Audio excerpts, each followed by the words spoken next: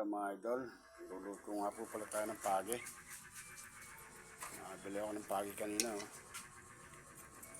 kilo. Ma-try kung masarap mga idol. Tumupa ko lang sa luya na may asin. Palalambutin mo na yan mga idol.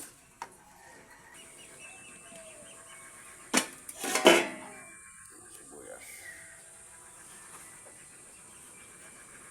Panilin natin.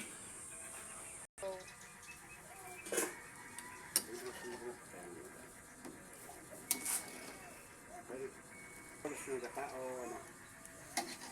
Adobo lang. Adobong gata. Hindi, adobo sa oysters. Guys, sarap na ng Go.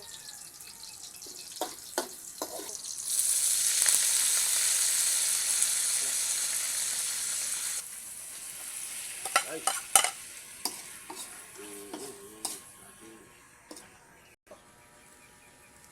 Guys, lagyan natin ng gata.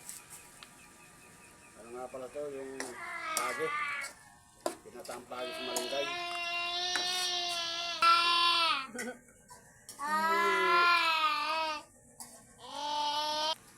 Yes, lagyan natin ng kaunti ng palasa.